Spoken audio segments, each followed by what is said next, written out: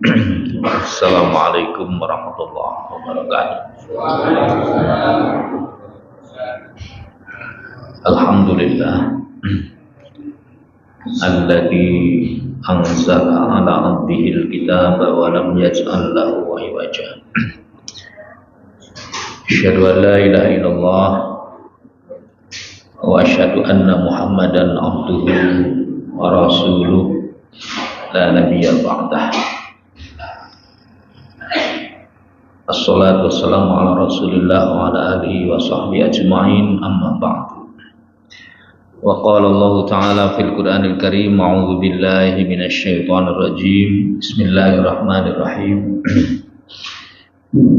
Innallaha la yastahi ay yadriba masalan ma ba'udatan fama fawqaha.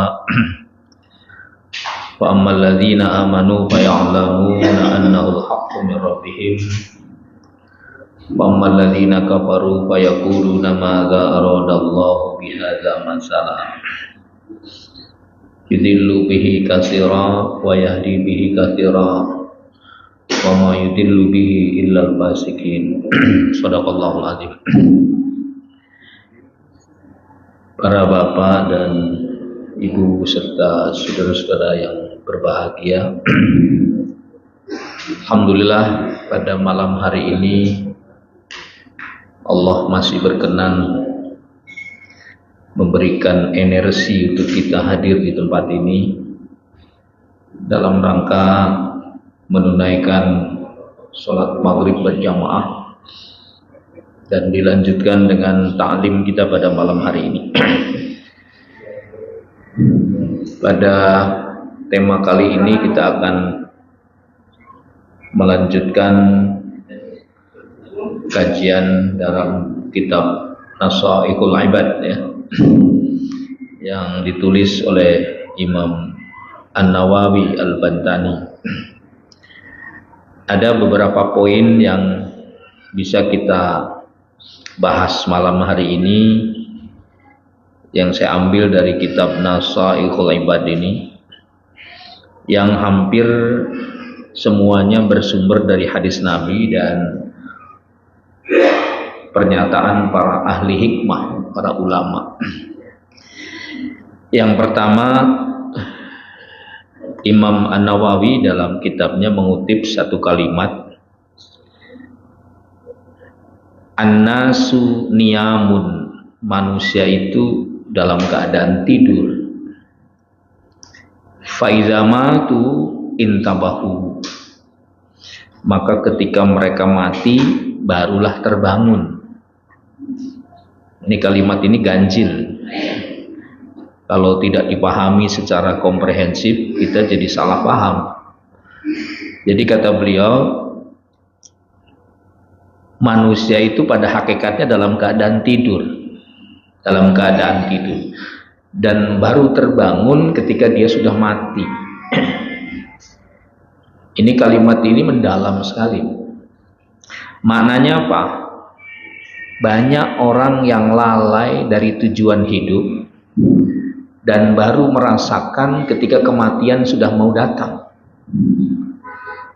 Jadi ketika seseorang menikmati hidup, ketika seseorang menjalani kehidupan di muka bumi ini dengan berbagai pernak-perniknya, banyak orang dilalaikan.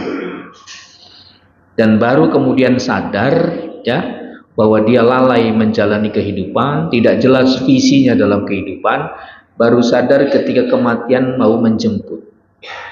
Itu kalimat yang dimaksud manusia dalam keadaan tertidur, dan ketika mereka mati barulah terbangun. Ya maknanya. Ini pesan moral yang saya kira sangat mendalam ya. Jadi makna yang penting dari kalimat yang dikutip oleh pengarang ini adalah kesadaran itu harusnya tidak boleh datang terlambat. Kesadaran untuk menentukan atau mengetahui tujuan hidup kita itu harus dilakukan, harus tumbuh sejak kita dalam kondisi sadar, dalam kondisi hidup. Banyak yang terjadi Kalau bahasa yang lebih sederhananya itu, penyesalan itu biasanya datang di akhir. Ya. Ini yang menjadi pesan penting dari pernyataan yang dikutip oleh Imam Syekh An-Nawawi dalam kitab Nasaihul Ibad ini. Ya. Jadi sekali lagi, manusia itu kita ini diibaratkan dalam keadaan tertidur dan baru hidup atau baru ya mereka terbangun ketika atau mereka mulai sadar ketika terbangun. Jadi pesan moral ini mengajarkan kepada kita bahwa harusnya sepanjang kita diberikan nafas, sepanjang kita diberikan kehidupan, maka kita sudah tahu tujuan dalam kehidupan, supaya nanti tidak ada penyesalan di belakang hari. Saya sering mengatakan bahwa kehidupan yang sesungguhnya itu baru dimulai ketika nafas kita berhenti, Pak. Jadi kita ini sekarang bukan hidup yang sesungguhnya. Hidup yang benar itu baru dimulai ketika nafas kita berhenti. Saya sering mengungkapkan kata-kata ini, dan ini sesuai dengan statement yang disampaikan oleh Imam An-Nawawi. Hidup di dunia ini kan sebenarnya sementara. Jadi begitu orang selesai kontraknya dengan Allah, kontrak kehidupannya selesai dengan Allah, kemudian dimasukkan ke dalam kubur, lalu disitulah kehidupan itu baru dimulai. Jadi nggak usah khawatir kalau kehidupan sekarang secara materi tidak berlimpah, secara duniawi tidak menguntungkan. Ada kehidupan abadi yang menjanjikan kebahagiaan. Maka karena apa? Karena tadi bahwa hidup yang sesungguhnya itu baru dimulai ketika nafas kita berhenti. Saya sering mengatakan ketika orang meninggal, kemudian yang nganternya pulang, dan yang meninggal itu dibangunkan oleh Allah untuk ditempatkan di sebuah zona namanya barzah. Barzah itu bahasa Arab, artinya perbatasan antara alam kubur dan akhirat, dan mereka tinggal di sana, hidup untuk selama-lamanya sampai nanti ditentukan apakah surga atau neraka. Nah, ini kira-kira yang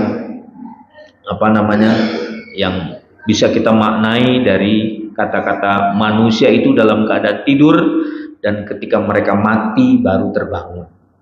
Ya, jadi kematian yang sesungguhnya itu adalah saat dibangunkannya manusia. Cuman problemnya kesadaran untuk mengisi kehidupan yang lebih baik baru muncul ketika di injury time, ya, ketika detik-detik terakhir.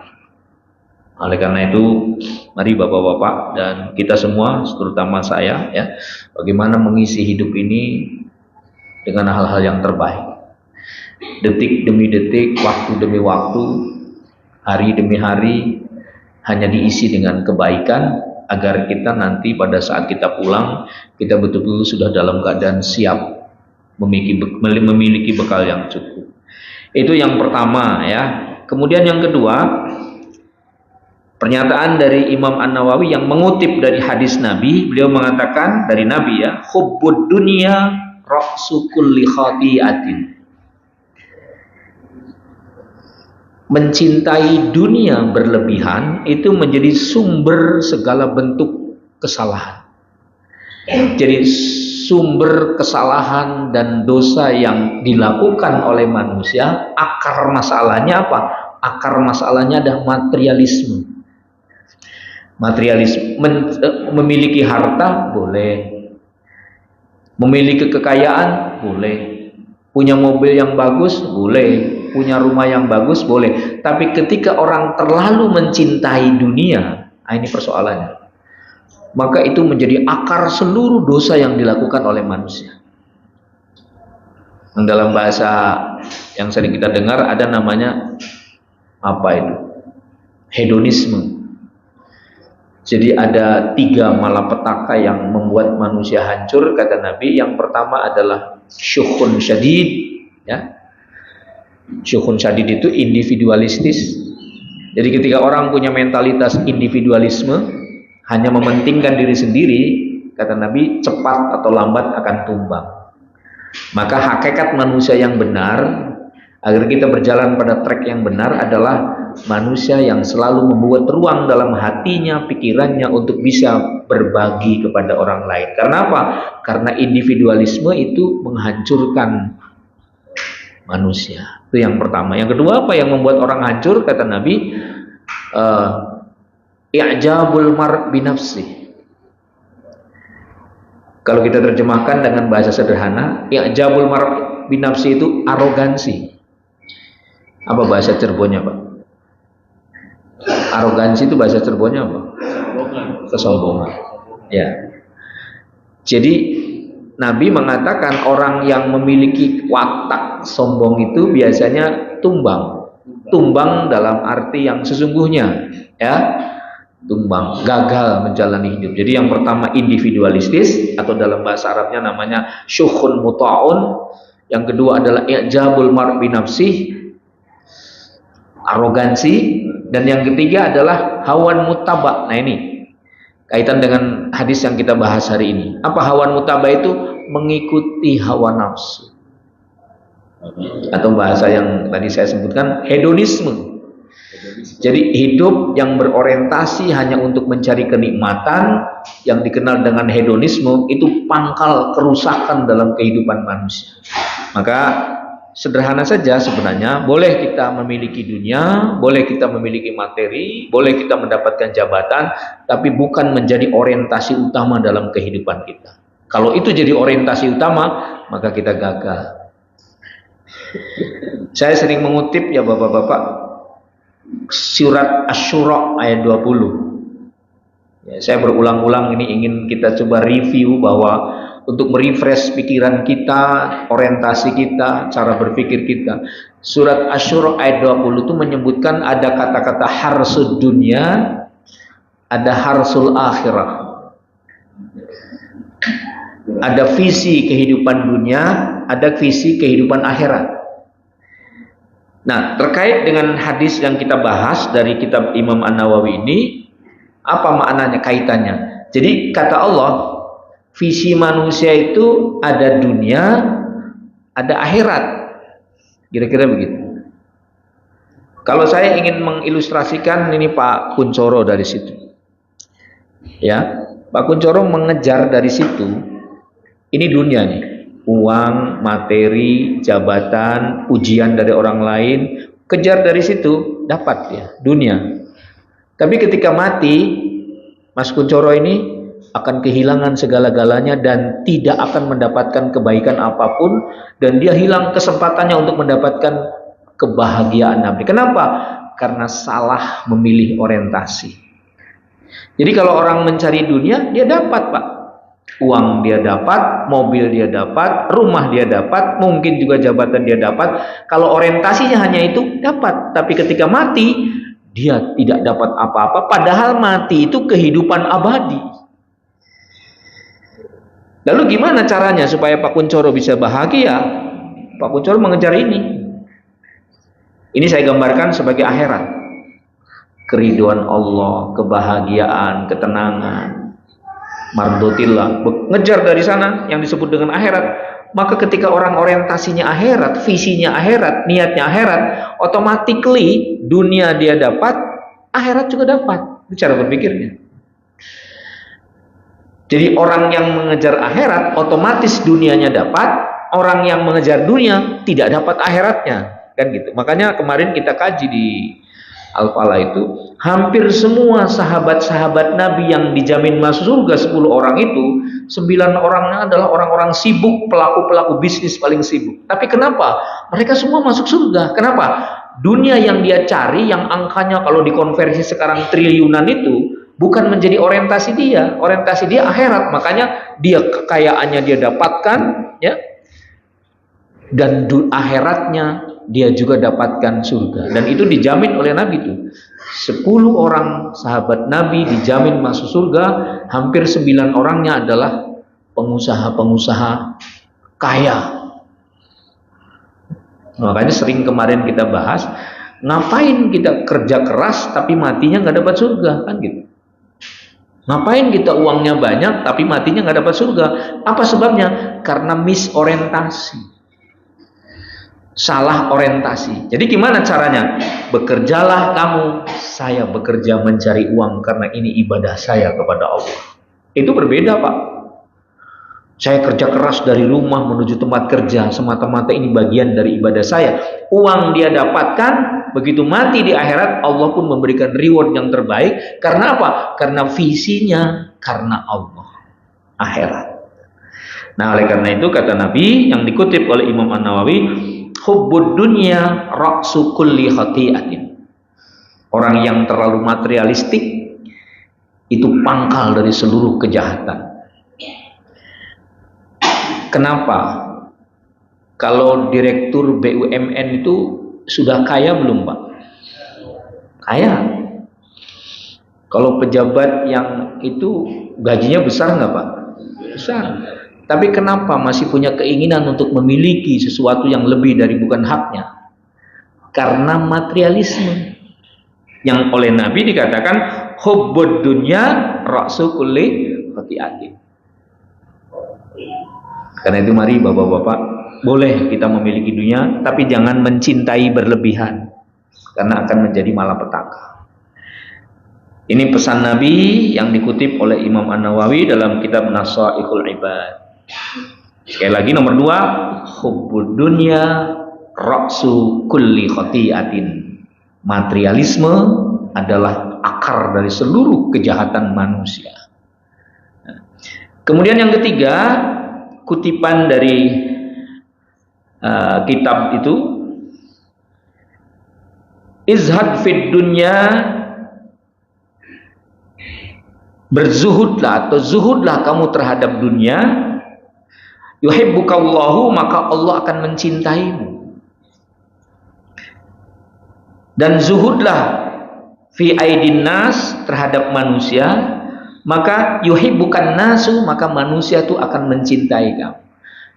Zuhud itu artinya orang yang tidak menggantungkan hidupnya pada urusan dunia. Ini sama dengan yang kedua, hanya beda redaksi saja. Zuhud itu orang yang sudah tidak lagi menempatkan dunia sebagai orientasi dalam hidupnya. Itu zuhud. Dulu ada seorang sahabat Nabi namanya Abu Dzar Al-Ghifari, Pak. Di sahabat itu ada sahabat junior, ada sahabat senior, ada sahabat junior.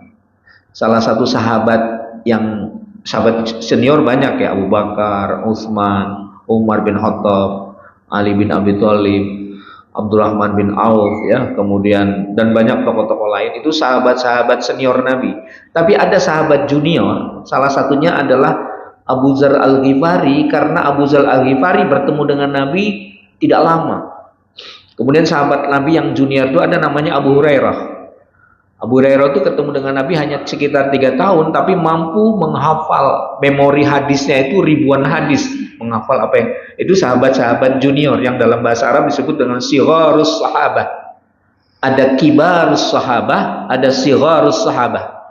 Ada sahabat senior, ada sahabat junior. Nah, sahabat junior yang kita sebut namanya Abu Dzar Al-Ghifari terkenal dengan sahabat pertama kali tokoh sebagai ahli zuhud. Ya.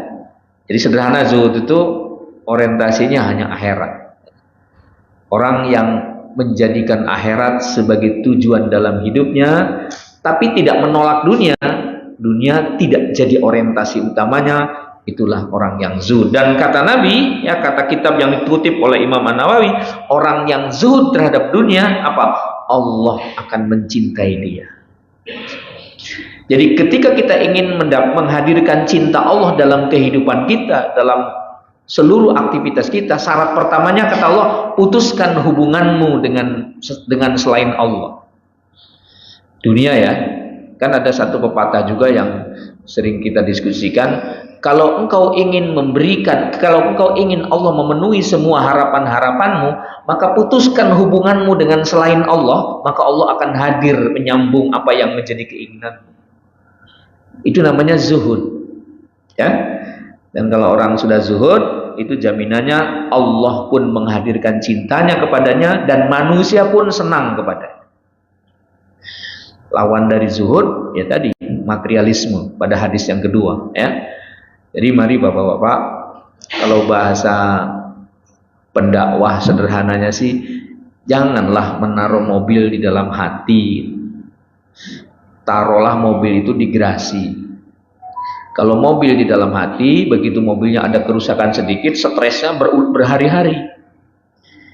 Ya, janganlah kekayaan itu ditaruh dalam hati. Cukup kekayaan kita taruh di tempat-tempat tertentu. Kalau uang kita taruh di bank dan sebagainya. Maknanya apa sebenarnya? Itu makna mendalamnya. Jangan kau simpan hatimu, jangan kau jadikan hatimu untuk menyimpan hal-hal yang bersifat materi, karena engkau tidak akan menjadi bahagia dengannya. Jadi apa? Putus, dan kita hanya menaruh Allah di dalam hati kita agar kita relatif mendapatkan cinta dari Allah Subhanahu wa ta'ala. Itu yang dimaksud dengan zuhudlah kepada dunia, Allah akan mencintaimu. Zuhudlah kepada apa yang ada dimiliki oleh manusia, maka manusia pun akan mencintai. Itu yang ke berapa, Pak? Yang ketiga. Kemudian yang keempat, ya, pernyataan beliau dalam kitab Nasail Ibad itu, niatul mukmin khairum min amalihi. Kalau gitu nggak usah beramal. Maknanya apa? Niatnya seorang yang beriman itu jauh lebih baik daripada amalnya. Maknanya apa? Maknanya yang paling penting, keikhlasan niat adalah menjadi dasar kualitas amal kita. Betapapun amal kita banyak, betapapun amal kita lakukan secara kuantitatif banyak dilakukan, tetapi kalau niatnya bukan karena Allah, maka niat atau amal yang kita lakukan jadi kontraproduktif. Itulah maknanya bahwa innamal a'malu binniyat. Saya sering menggambarkan, kalau orang mau menikah berumah tangga, lalu anak muda yang menikah niatnya ibadah sama Allah, itu pekerjaan rumah tangganya yang bertahun-tahun itu sudah selesai 75%. Misalnya ada anak muda mau nikah, lalu niatnya saya menikah karena ini ibadah saya kepada Allah. Itu Allah sudah memberikan garansi bahwa 75% pekerjaan rumah tangganya yang panjang itu sudah selesai. 25%-nya tinggal action plan. Tinggal mengisi hari-hari bekerja, bergaul, berhubungan suami istri. Itu 25%. Yang menentukan paling besar niat. Dan Allah akan hadir dalam kehidupan rumah tangga ketika seorang yang menikah dengan pasangannya niat ibadah karena Allah. Ini yang dimaksud dengan niatul mukmin khairun min amalihi. Niatnya seorang yang beriman itu jauh lebih bermutu daripada amalnya. Maksudnya apa? Niat adalah fondasi penting, atau niat yang ikhlas adalah fondasi penting dari seluruh amal perbuatan kita. Kalau tadi menyebutnya motivasi. Ngapain kita mau umroh? Itu pertanyaan mendasar. Ngapain saya jadi suami? Itu pertanyaan mendasar. Ngapain kita datang ke masjid? Itu namanya motivasi. Ya, ini ibadah saya sama Allah. Kenapa bapak-bapak hadir ke masjid? Ya, di rumah udah nggak ada kegiatan, nggak enak kalau di rumah sendiri aja. Kalau di masjid kan banyak teman. Nggak jelas, Pak. Tapi karena bapak-bapak sudah terlatih mentalnya, saya datang ke masjid ini bagian dari ibadah saya pada Allah, itu keren. Dan berbeda, yang niatnya bukan karena Allah datang di masjid, sama.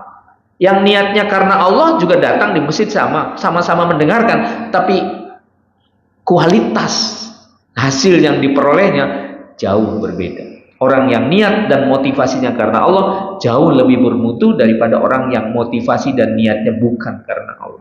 Nah, ini yang dimaksud dengan niatul mukmin khairum min amalihi. Niat orang yang beriman itu jauh lebih baik daripada amalnya. Lalu kalau begitu kita niat aja terus, nggak usah beramal, ya salah juga, ya. Ini kan ibarat yang tidak bisa dipisahkan. Yang ingin disampaikan dari teks ini bahwa niat yang ikhlas itu menjadi dasar kualitas amal yang kita lakukan. Itu tentang niat, ya. Hadisnya banyak, ya. Hadis Nabi tentang niat banyak. Bahkan Al-Quran juga surat Al-Kafirun, ya, surat Al-Munafikun, ya. Itu juga banyak, ya, diceritakan tentang pentingnya niat. Kemudian yang berapa nih, Pak? Yang kelima adalah tentang pentingnya menjaga waktu. Apa? Kata beliau, al-waktu kas-saif illam taqta'hu qata'aka. Nah, ini sering kalimat ini. Jadi waktu itu ibarat pedang. Kalau kita tidak menggunakan, maka pedang itu akan membunuh kita, akan memotongmu kan. Maknanya apa? Ya maknanya sih betapa pentingnya perjalanan detik-detik waktu. Malik bin Nabi, seorang ulama dari Aljazair, dia mengatakan bahwa setiap matahari yang terbit di waktu pagi itu selalu memanggil kita semua. Apa manggilnya? Wahai anak manusia, aku hadir di waktu pagi ini mengiringi perjalanan hidupmu. Dan aku terus akan berjalan seperti air yang mengalir, dan aku tidak akan pernah berhenti walau sedetik pun. Jadi matahari itu bicara Pak sama kita. Kata Malik ibn Nabi, seorang ulama populer dari Aljazair. Dia mengatakan begitu, bahwa matahari yang terbit di waktu pagi selalu memanggil kita dengan mengatakan, wahai anak manusia, aku datang di waktu pagi menyertai perjalananmu dalam kehidupan, dan aku terus akan berjalan seperti air yang mengalir, dan aku tidak akan pernah berhenti sedetik pun, dan aku tidak akan pernah kembali sedetik pun, ya, sampai nanti hari kiamat. Maka barang siapa yang tidak memanfaatkan aku, kata matahari, dia akan tergilas oleh waktu itu. Makanya bapak-bapak kalau lihat dalam Quran, Allah banyak sekali bersumpah dengan menggunakan waktu. Wal asri, surat apa Pak? Asr. Wan nahari, demi siang hari. Waktu juga. Wal laili, demi malam hari. Wad duha, demi waktu duha. Wal asri, demi waktu yang sangat sempit gitu ya. Dan banyak sekali.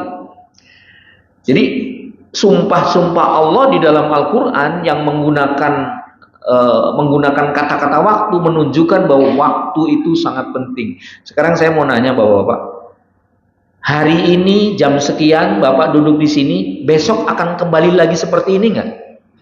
Nggak akan Pak, selama-lamanya sampai hari kiamat. Hari ini hanya terjadi pada saat ini, dan besok tidak akan pernah ketemu lagi suasana seperti ini hari yang sama, karena sudah beda lagi harinya. Ya, artinya apa? Hari terus berganti, dan kita diingatkan, orang yang memanfaatkan waktu dengan baik, itulah orang-orang yang beruntung. Dan ada quality ya. Quality itu ada kualitas. Kata Nabi kan, yang sering dijadikan quotes, pepatah, orang yang hari ininya sama dengan hari kemarin, maka dia rugi. Orang yang terbaik itu yang hari ininya jauh lebih baik dari hari kemarin. Mungkin tingkat kehusuan ibadah kita yang kita rasakan hari kemarin skornya hanya 7. Tapi begitu hari ini ibu bapak-bapak merasakan bahwa ibadahnya khusyuknya skornya naik menjadi 8, itu ada kenaikan. Barang siapa yang tetap sama apalagi lebih buruk dari waktu kemarin, kualitas waktu yang digunakan, maka dia mengalami kerugian besar. Maka di dalam Quran, wal asri innal insana lafi khusr, sungguh dalam kerugian. Ya. Bagaimana supaya kita tidak rugi? Allah menawarkan 4 kan? Illalladzina amanu, merawat keimanan yang pertama. Wa amilus shalihat, dan selalu melakukan kebaikan, itu nggak akan rugi. Wa tawassaw bil haq, selalu saling menasehati pada kebenaran. Wa tawassaw bisabr, dan saling menasehati dan menguatkan pada kesabaran. 4 poin orang yang tidak akan rugi menjalani waktu berdasarkan surat Al-Asr. Nah, apa yang ingin kita sampaikan bahwa waktu itu begitu mahal dan penting. Yang ke berapa Pak? Kelima ya. Sekarang yang keenam. Nah ini. Yang keenam adalah menjaga lisan. Nah, ini saya kira sering populer ya. Mangkana yu'minu billahi wal yaumil akhir wal yakul khairan aw liyasmut. Masih ingat Pak ya? Barang siapa yang beriman pada Allah dan hari akhir, ini hadis Nabi, maka berkatalah yang baik, aw liyasmut, atau diam. Atau ada pepatah lain dalam bahasa Arab itu yang kita artikan, barang siapa yang diam dari keburukan, ya, maka dia akan selamat. Menjaga lisan itu penting, Pak. Kasus-kasus yang sekarang viral di media sosial menimbulkan kegaduhan banyak hal yang sekarang sedang terjadi di Jawa Timur. Kata kuncinya, Pak, tidak bisa menjaga lisan. Nabi udah mengingatkan 14 abad yang lalu, kalau kau tidak bisa mengendalikan lisanmu dengan cerdas, maka akan menjadi malapetaka. Dan terbukti, maka ada kata-kata harimaumu, apa itu namanya, Pak? Mulutmu adalah harimau. Dan benar terbukti, itu Nabi udah bilang. Dan ada lagi satu kata-kata dari Nabi, salamatul insan fi hifdzil lisan. Keselamatan manusia itu tergantung seberapa jauh dia cerdas mengelola lisannya. Kalau lisannya asal bicara dan membuat orang lain terluka, membuat orang lain tersinggung, ini malapetaka besar. Nah, makanya di dalam yang dikutip oleh Imam An-Nawawi diantaranya, barang siapa yang diam dari keburukan, maka dia selamat. Filosof Plato kan, seorang filosof dari Yunani, sering mengatakan begitu kan. Perbedaan orang yang bodoh dan orang yang arif dan bijak itu terletak pada cara bicaranya. Masih ingat ya Pak ya? Orang pintar dan bijak hanya akan bicara untuk hal-hal yang sangat penting, gitu ya. Tapi kalau orang bodoh, dia yang penting pengen bicara. Ya, kadang-kadang banyak di berbagai tempat yang penting ada bicara, yang penting ada nulis, dasar keilmuannya tidak jelas, argumentasi agamanya tidak jelas, yang penting bicara, menimbulkan problem. Tapi bagi orang pinter hanya akan bicara kalau memang ada yang penting untuk dibicarakan. Tapi orang bodoh hanya ingin berbicara. Yang penting pengen berbicara. Maka ini sesuai dengan hadis Nabi, ya. Barang siapa yang beriman kepada Allah dan hari akhir, jaga lisannya. Kalau tidak, auliyasmut, lebih baik. Ya. Ada pepatah dalam bahasa Inggris itu, silent is gold. Apa maknanya, Pak? Ya, diam itu emas. Kalau sampai kata-kata yang kita keluarkan itu menimbulkan kegaduhan, maka diam itu jauh lebih mulia.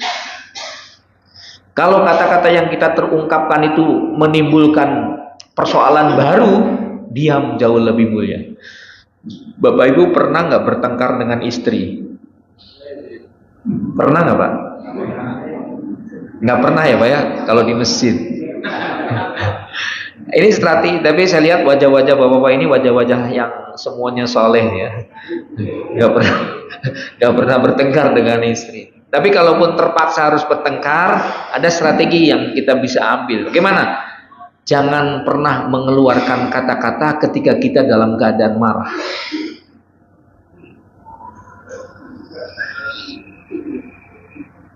Diam itu pilihan yang tepat ketika kita sedang dalam keadaan emosi.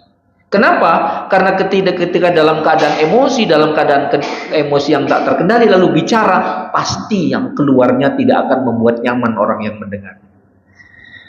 Betapa bijaknya ya Rasul mengajarkan kepada kita dengan hadis ini dan beberapa pernyataan para ahli hikmah, para ilmuwan bahwa silent is gold itu memang luar biasa.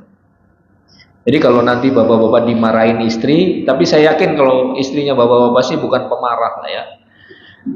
Kalau nggak ada bapaknya sih ya.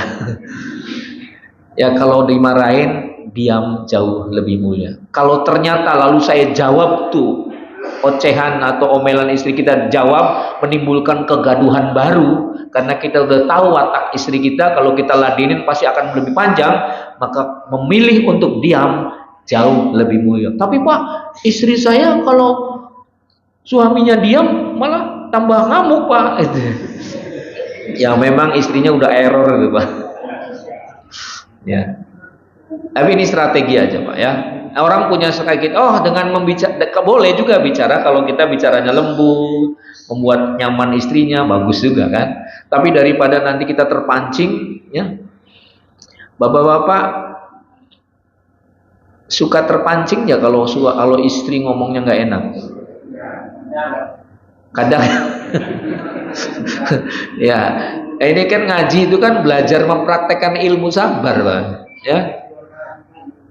Nah, belajar mempraktekkan ilmu sabar.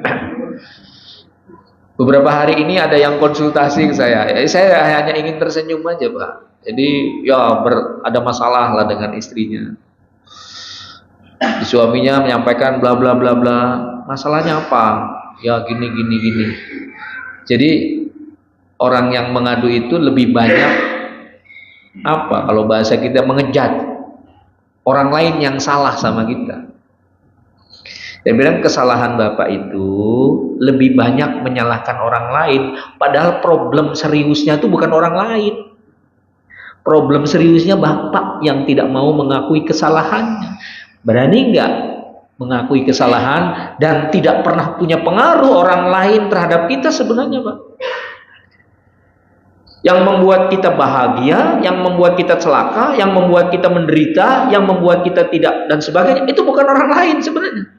Tapi bagaimana kita mensikapi, merespon pikiran-pikiran orang lain dengan bijak, itu yang membuat kita jadi bahagia atau sakit hati. Jadi problem itu bukan dari orang lain, kita sendiri cara pandangnya yang keliru. Banyak kan orang kalau sudah suami menyalahkan yang lain, dia nggak tahu bahwa dia punya kesalahan. Istrinya menyalahkan suaminya, nggak tahu bahwa sumber kesalahannya dia. Makanya kita memang alhamdulillah bapak-bapak sering ngaji di sini, berarti memang sudah terlatih kecerdasan dalam berpikir untuk menghadapi istri yang cerewet. Ya Pak. Ya Pak. Oh ada di sini istrinya.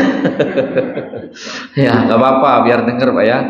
Ya kita saling mengingat. Nah itu yang keberapa itu?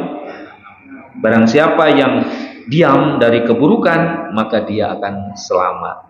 Masih ada waktu nggak Pak? Siang. Kemudian yang ketujuh, 7 ke 8 Pak? 7 ya. Statement yang dikutip oleh Imam An-Nawawi dalam kitab Nasaikhul Ibad. Apa? Itu hadis Nabi nih. Aksiru dzikra hadamil ladzati. Hebat banget. Apa maknanya? Kata Nabi, perbanyaklah mengingat sesuatu yang menghilangkan kelezatan hidup. Apa tuh Pak? Al-maut, kematian. Perbanyaklah mengingat sesuatu yang menghilangkan kenikmatan. Bapak-bapak kumpul di sini kenikmatan enggak? Bapak-bapak kumpul dengan anak-anak, dengan istri, jalan-jalan, kenikmatan enggak? Ada kepuasan. Tapi kenikmatan itu akan segera sirna ketika ada datang malaikat Israel menjemput arwah kita. Maka kata Nabi, perbanyaklah mengingat sesuatu yang akan menghilangkan kelezatan dunia, yaitu kematian. Itu maknanya. Perbanyaklah mengingat pemutus segala kenikmatan. Apa itu? Kematian. Jadi kalau bahasa yang lebih kerennya itu begini Pak, mengingat mati itu akan menumbuhkan kesadaran spiritual. Mengingat mati itu akan menumbuhkan kesadaran spiritual, akan lebih banyak berbuat kebaikan karena nanti kita pada saatnya kita akan berakhir. Yang jadi pejabat ingat mati, maka selama jadi pejabat dia akan melakukan kebaikan. Yang jadi pebisnis ingat mati, maka biasanya dengan mati itu kan pelajaran, ya pelajaran. Dan ini hadis Nabi, Pak. Sudah kita nggak bisa lagi duduk di masjid. Saudara kita yang kemarin aktif di masjid, sekarang sudah tidak bisa hadir lagi karena Allah sudah memanggil. Yang terbaru siapa Pak Budi? Sahabat kita yang pergi. Pak Dodi, Pak Ojo ya, itu kan orang-orang semangat yang hadir di sini Pak. Mereka pulang Pak. Ya, walaupun tentu saja karena mereka orang-orang soleh ditempatkan yang terbaik, tapi kan kita sebagai ini kasat matanya, mereka semua hadir di sini. Tiap pagi kita ikut kuliah subuh, ikut ngaji di sini. Sekarang sudah tidak lagi bisa ngaji. Dan itu akan dialami oleh kita semua Pak. Suatu saat Bapak Iwan nggak akan bisa duduk di situ lagi, ya. Mbak Jiyong juga suatu saat nanti akan datang sudah tidak ada lagi di sini, ya. Nanti di alam abadi di sana. Nah kata Nabi, perbanyaklah mengingat sesuatu yang akan memutuskan kenikmatan hidup, yaitu mengingat mati. Ini filosofis banget ya kalimat Nabi ini. Maknanya intinya persiapkan bekal terbaik untuk mati. Maka ada satu hadis yang saya kira relevan, Pak. Irtanim khomsan qabla khomsin. Lagunya siapa tuh? Yang ingat lagu Roma Irama langsung nyambung. Itu kan hadis Nabi yang dinyanyikan oleh Roma Irama, Pak. Irtanim khomsan qabla khomsin. Jagalah 5 perkara sebelum datangnya 5. Yang pertama apa? Walaupun tidak berurutan, yang pertama hayatuka qabla mautik. Jaga hidupmu sebelum nanti kematian hadir. Maksudnya apa? Perbanyak bekal yang terbaik dalam memanfaatkan hidup sebelum nanti meninggal. Mumpung masih hidup, sering-seringlah datang untuk ngaji gitu ya. Mumpung masih hidup, sering-seringlah baca Quran. Mumpung masih hidup, seringlah datang silaturahim dengan kawan kita. Kenapa? Kalau Bapak sudah meninggal, datang ke sini lagi nggak? Kalau ada orang meninggal lalu nongkrong di sini, ya bermasalah. Ya, maknanya apa? Jaga hidupmu sebelum mati. Bukan 5 tuh. Yang kedua apa? Jaga sehataka qabla romika, sakomika. Jaga sehatmu sebelum sakit. Tuh saudara-saudara kita yang dirawat di rumah sakit. Barusan saya dapat telepon teman saya dirawat di ICU karena ada pecah pembuluh darah.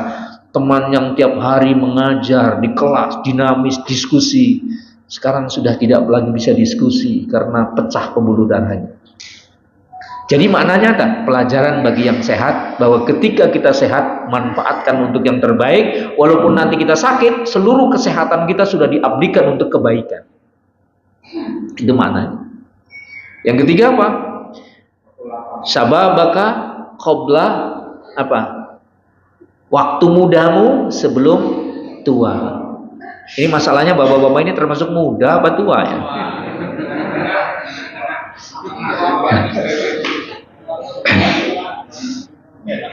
Ya terserahlah Bapak mau ngaku muda ya boleh gitu ya. Tapi intinya bahwa mumpung masih punya energi yang cukup, ramaikan masjid, kira-kira begitu ya. Tapi kebanyakan kalau subuh di masjid-masjid itu lebih banyak orang usia di atas 60 tahun, Pak. Anak-anak muda itu walaupun kalau main bola bisa 2 jam, nonton bola 2 jam, datang ke masjid itu berat, Pak.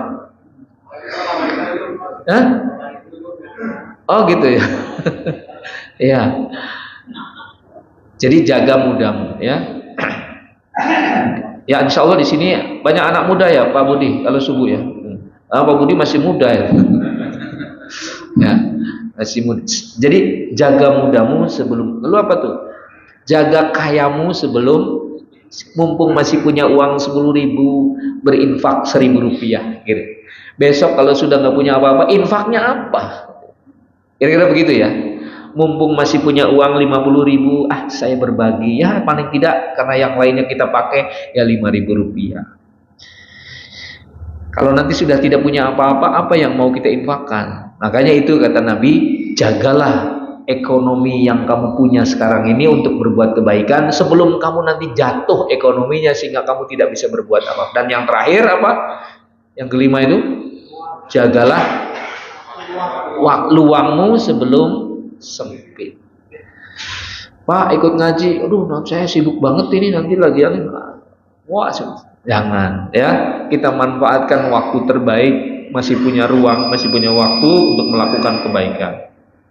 Nah nomor 7 ini kata Nabi, aksiru dzikra hadzamil ladzati al maut. Ingatlah, perbanyak sesuatu yang akan menghilangkan kelezatan hidup, yaitu kematian. Tapi kematian itu bukan sesuatu yang menakutkan sebenarnya, Pak. Kalau bagi bapak-bapak yang hadir di masjid ini, menurut saya, ini wajah-wajahnya kan wajah soleh semua, Pak ya. Itu kematian itu membahagiakan, Pak. Kematian itu membahagiakan. Tapi kalau orang yang tidak punya amal, hidupnya yang sia-sia, nggak jelas, mati itu mengerikan. Insya Allah bagi bapak mah, ya ayyatuhan nafsul mutmainnah irji'i ila rabbiki radiyatan mardiyah wadkhuli fi ibadi wadkhuli jannati. Ini semua yang hadir di sini dipanggil oleh Allah dengan kata-kata itu, dan automatically masuk ke dalam surga. Kematian bagi orang-orang baik adalah membahagiakan. Ya, tenang aja. Terima kasih. Assalamualaikum warahmatullahi wabarakatuh.